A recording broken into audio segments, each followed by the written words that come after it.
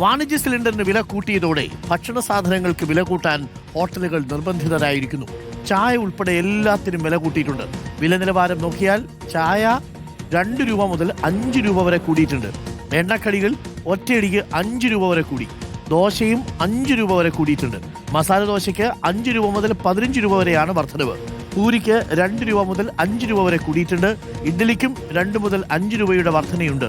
ഊണിനാണെങ്കിൽ 20 രൂപ മുതൽ 30 രൂപ വരെ കൂടി.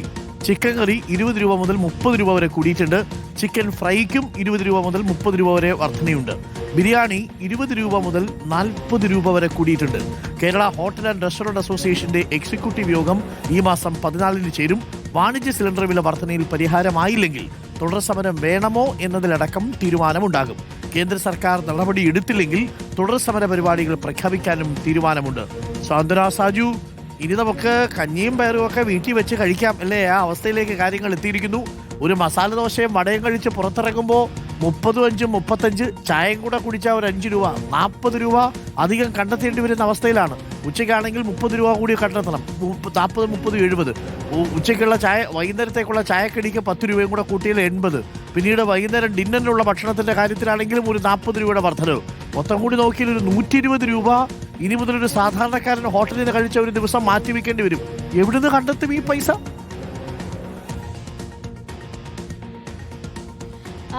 അരുൺ, 120 രൂപയല്ല, അതിൽ കൂടുതൽ നമ്മൾ കൊടുക്കേണ്ടി വരും എന്നുള്ളതാണ് ഏറ്റവും നമ്മൾ സാധാരണമായി ഇപ്പോൾ പുറത്തു പോവുകയാണെങ്കിൽ ഒരു ചായയും വടയും കഴിക്കാമെന്ന് വിചാരിക്കുകയാണെങ്കിൽ നേരത്തേക്ക് ഒരു 20 രൂപയുണ്ടെങ്കിൽ ഒരു ചായ 10 രൂപ കൊടുത്തൊരു ചായയും കുടിക്കുന്നു, ഒരു 10 രൂപ കൊടുത്തൊരു വടയും കഴിക്കുന്നു. അങ്ങനെ 20 രൂപ കൊടുത്താൽ നമുക്കൊരു ചായയും വടയും കിട്ടുമായിരുന്നു. പക്ഷേ ഇന്നത്തെ സാഹചര്യം പൂർണ്ണമായി മാറിയിരിക്കുകയാണ്. ഏതാണ്ട് ഒട്ടുമിക്ക എല്ലാ കടകളിലും ചായയ്ക്ക് ഇപ്പോൾ 15 രൂപയായി വില ഉയർത്തിയിട്ടുണ്ട്. ചില കടകൾ അത് 12 രൂപയിൽ നിർത്തിയിട്ടുണ്ട്.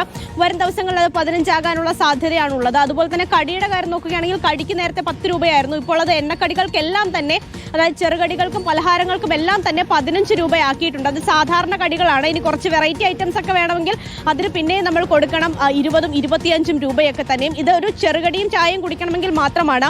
ഇതുപോലെ തന്നെയാണ് നമ്മൾ സാധാരണമായി ഉച്ചയ്ക്ക് കഴിക്കുന്ന ഊണിന്റെ കാര്യത്തിലൊക്കെ നോക്കുകയാണെങ്കിൽ നേരത്തെ പല കടകളിലും 70 രൂപയും 80 രൂപയും ഒക്കെ ആയിരുന്നു ഊണിന് വാങ്ങിക്കൊണ്ടിരുന്നത്.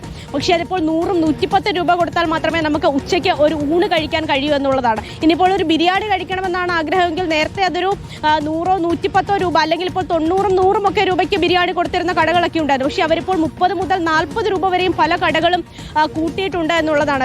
അതിപ്പോൾ ഏതാണ്ട് ഒരു 150, 160 രൂപയൊക്കെ കൊടുക്കണം നമുക്ക് ഒരു ബിരിയാണി ഒന്ന് കഴിക്കണമെങ്കിൽ. ഈ പറഞ്ഞതുപോലെ എല്ലാ സാധനങ്ങൾക്കും വില കൂടിയിരിക്കുകയാണ്. ഇപ്പോൾ ഇഡലി ആയാലും ദോശയായാലും മസാല ദോശയ്ക്കായാലും ഒക്കെ തന്നെയും വില വലിയ രീതിയിൽ കൂടിയിട്ടുണ്ട് എന്നുള്ളതാണ് അരുൺ ഇതിലെ ഏറ്റവും പ്രധാനപ്പെട്ട കാര്യം. പക്ഷേ ഈ കേരള ഹോട്ടൽ ആൻഡ് റെസ്റ്റോറന്റ് അസോസിയേഷന്റെ ഔദ്യോഗികമായ ഒരു വില വർധനവല്ല ഇപ്പോൾ ഉണ്ടായിരിക്കുന്നത് എന്നുള്ളതാണ്. പല കടക്കാരും ഈ നേരത്തെ നമ്മൾ ഗ്യാസിന്റെ പ്രതിസന്ധി ഉണ്ടായിരുന്നു. ആ സമയത്ത് തന്നെ പലരും ഈ ബ്ലാക്കിനൊക്കെ എടുത്തിട്ടാണ് കടയൊക്കെ നടത്തിക്കൊണ്ട് പോരുന്നത്.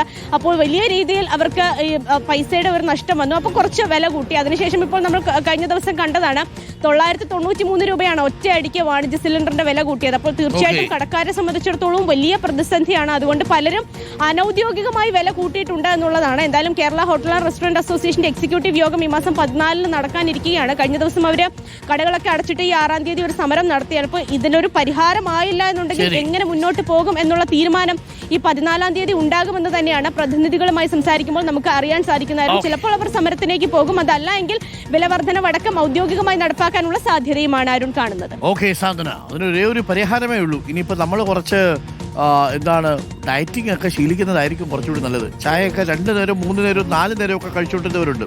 2 നേരം കൊണ്ട് തൃപ്തിപ്പെടുന്നതാണ് നല്ലത്. വടയൊക്കെ 1 നേരം മറ്റേക്ക് മാത്രമായി ചുരുക്കുന്നതായിരിക്കും നല്ലത്. കൊളസ്ട്രോളും കുറയും, കയ്യിൽ കുറച്ച് പൈസ ഇരിക്കും എന്നുള്ളതാണ്. എന്തായാലും 14-ാം തീയതി ആകുമ്പോഴേക്കും കാര്യത്തിലൊരു തീരുമാനമുണ്ടാകും. സാധനങ്ങളിലേക്ക് വില വർദ്ധിച്ചു തുടങ്ങിയിരിക്കുന്നു എന്നുള്ളതാണ്. ആർക്കും പ്രതിഷേധിക്കണ്ടേ? പണ്ട് ഈ ഗ്യാസിന്റെ സിലിണ്ടറുമായിട്ട് സൈക്കിളിലൊക്കെ പോയ ആളുകളുണ്ടായിരുന്നു. അവരെ ഒന്നും കാണാനേ ഇല്ല. എവിടെയാണോ